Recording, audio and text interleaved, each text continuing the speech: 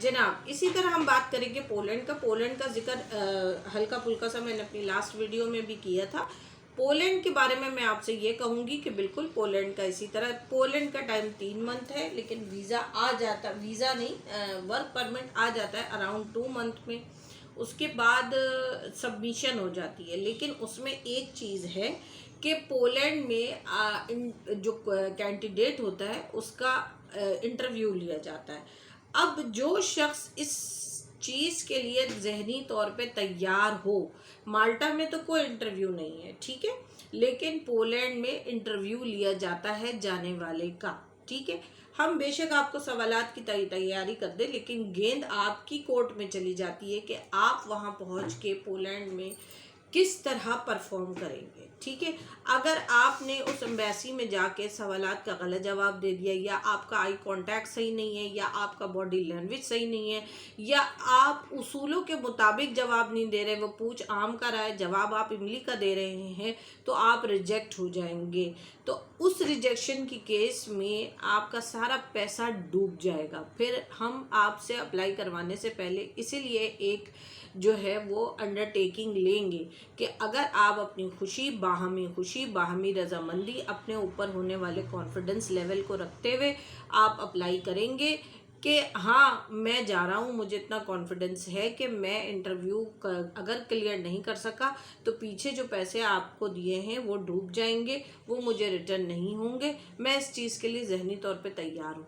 जब ये undertaking ready हो जाएगी मेरे और आपके माबैन, तो हम आपका पोलैंड अप्लाई करेंगे। अदरवाइज़ पोलैंड में इंटरव्यू में आपने कोई गड़बड़ की, आपने आगे इंटरव्यूअर को देख के जो है ना वो अच्छा घूरना शुरू कर दिया, या एक्स्ट्रा स्मार्ट होके बहुत ओवर होके बोलना शुरू कर दिया, या आपको यही नहीं पता है कि पोलैंड में आप करने क्या जा रहे हैं, मक्खियाँ उड़ाने जा रहे हैं कि मच्छर मारने जा रहे हैं, वट तो रिजेक्ट आप होंगे। और रिजेक्ट जैसे ही आप होंगे आपने सारा मलबा डाल देना है हमारे सर पे, और मलबा डालने के बाद जनाब पैसे भी आपने हमसे ही मांगने, ठीक है।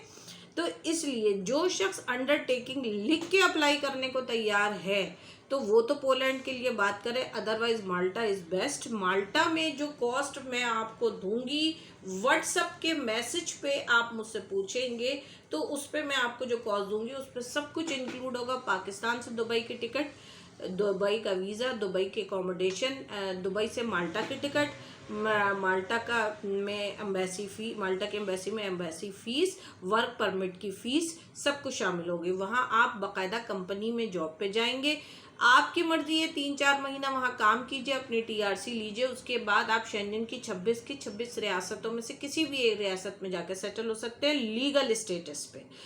कोई इलीगल काम नहीं है। नई डिमांड आई है, चाहे आप पोलैंड पसंद करते हैं चाहे आप माल्टा पसंद करते हैं, जल्द से जल्द इस पे आप वर्किंग स्टार्ट कर दीजिए तो बेहतर है। अदरवाइज माल्टा के लिए मैंने आपको 100% गारंटीड दी है। वैसे तो वर्क परमिट के कामों में चीज़ें रिजेक्ट नहीं होती है क्योंकि हमारा कॉन्ट्रैक्ट होता है, हमारे जो कंपनीज होती हैं उनका कॉन्ट्रैक्ट हुआ हुआ होता है, तो इसमें मज़दूरों को भेजने में वीज़े रिजेक्ट नहीं होते।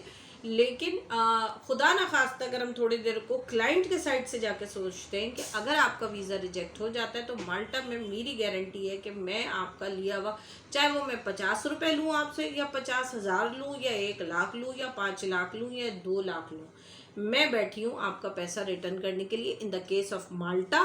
बट इन पोलैंड अगर आप इंटरव्यू के लिए गए हैं और इंटरव्यू में क्वालिफाई नहीं हुए और आप रिजेक्ट हो गए हैं तो फिर हम आपको किसी तरह की कोई पेमेंट रिटर्न नहीं करेंगे जो इनिशियली हमने आपसे छोटी छोटी अमाउंट्स ली हुई होती है। ये थे मेरे 2 सेगमेंट्स। उम्मीद करती हूँ सेक्टर पसंद आया होगा।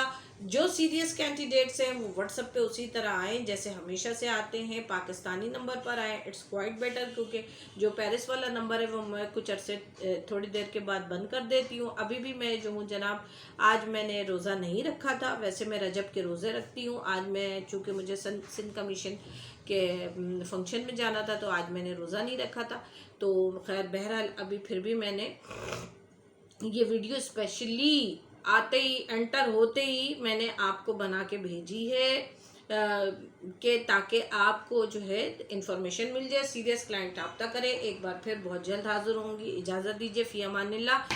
मैसेज कीजिएगा, और सीरियस क्लाइंट। जज़ाकल्लाहुल खैर। किसी तरह का कोई नफ्सियाती बंदा जिसके दिलो दिमाग में ये हो कि जी हम इनको पैसे देंगे, ये पैसे खा जाएंगे और ये अगर हमारा नहीं हुआ तो हमारा पैसा जो है रख लिया जाएगा, तो वो बराए मेहरबानी बिल्कुल मुझसे सवाल जवाब ना करे। जिनकी जेब में पैसे हैं, जो जाने के ख्वाहिशमंद हैं, जो ट्रस्ट कर सकते हैं, जिनको पता है कि हम माल्टा का काम 100% करके दे रहे हैं, तो सही है।